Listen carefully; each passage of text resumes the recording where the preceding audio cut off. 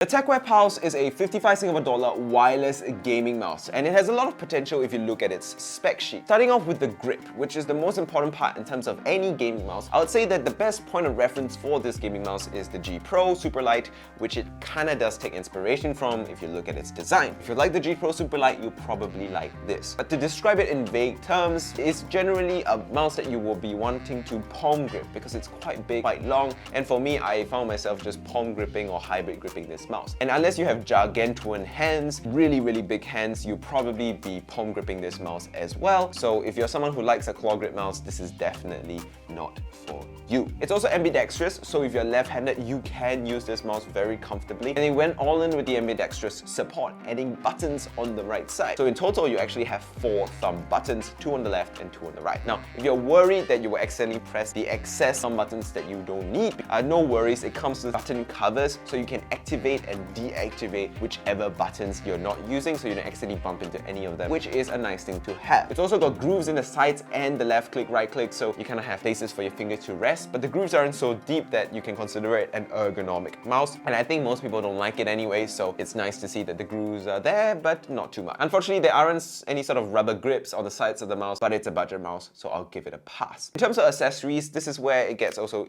very interesting. You've got 2 back covers included with this mouse. You've got a solid back cover, which is obviously heavier but smoother, so it's more comfortable for some people, and you've got the wholly lighter weight back cover that allows you to save a bit of weight and have a slightly different look to your mouse, so you can choose whatever fits your need. Even with the lighter weight back cover, however, I did find this mouse to be still too heavy for my need. It comes in at about 91 grams with a full weight non-wholly cover, and I think it's just too heavy even without that cover. I think most of this weight really comes from the battery in the middle, which, as you can tell when you remove the back cover, is really big and chunky. Thankfully though, the battery in the middle means the balance of the weight is all centered, so it's quite balanced still. But it is quite hefty of a gaming mouse, and someone who likes lightweight gaming mice, this is not for me. But for a lot of people, I would argue that this weight is probably fine considering the fact that it's wireless as well. And that's not to say that the big battery is for nothing either. It gives it really good battery life. Even with RGB, it could last 2 weeks on a single charge, no problem for me, with about 3 to 4 hours of use each day. So if you are someone who wants a big battery and you're willing to trade the weight for it, then this actually makes pretty good sense. Oh yeah, and it has RGB though. Because it's a wireless gaming mouse, I pretty much always leave it off. The sensor in here is also quite good. It's the Pixar 3335 sensor, and it is a very popular sensor in cheaper wireless gaming mice because, well, it's like a low power and low cost cut down version of the legendary 3389 sensor. And while it is not the perfect sensor, and implementations of this sensor in different mice kind of vary in performance. If you see the CM73 one's 3335, that one performs weirdly, and the M800 one has kind of like pixel acceleration consistency issues.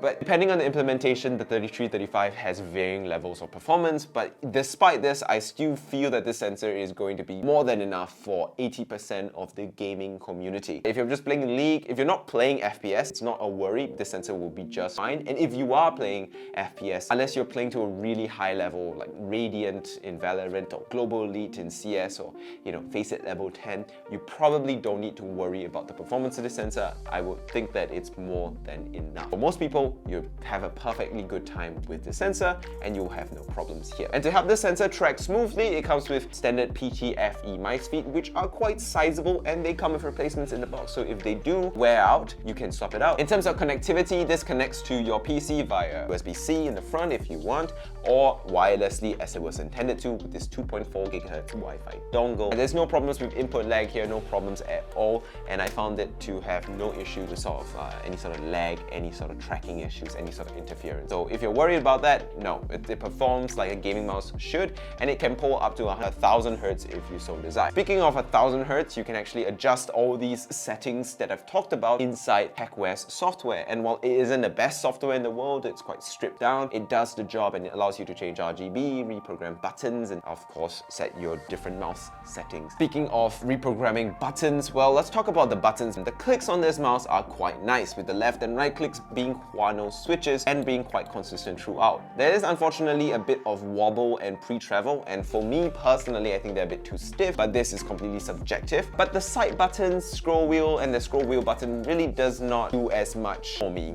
as the main left and right clicks because, well, the side buttons are a bit spongy, a bit mushy, and the scroll wheel isn't tactile and crisp enough for my taste. So while the left and right clicks are really nice with their Huano switches and everything, the thumb buttons do leave quite a bit room for improvement. That's not to say they're bad though, because the thumb buttons are accessory buttons. They're not the most important clicks on the mouse, and so long as they are fast enough and responsive enough and they work, I wouldn't have too many major complaints, especially in a budget mouse, and in this case, they work just fine. So in conclusion then, the Tecware Pulse. Is this a wireless gaming mouse you should buy? For 55 Singapore dollars, it's definitely a great mouse that you should consider because it's got a lot going for it. However, if you're someone who really likes lightweight mice and you want your gaming mice to be below 60 grams, then you probably should go with the Deluxe M800 instead, which is about 15 Singapore dollars cheaper. The problem with the Deluxe M800 is it doesn't have as good of a battery life as this, and it's also from a pretty random brand that you probably have never heard of and you might not trust, so it's kind of up to you. I think the Tecware Pulse is going to be a great mouse, however, for a lot of people. It's wireless, it's very reasonably priced, and for casual gamers, which is 80 to 90% of the entire human population, you will have a great time with this wireless gaming mouse for sure. So will I keep on using it? For sure.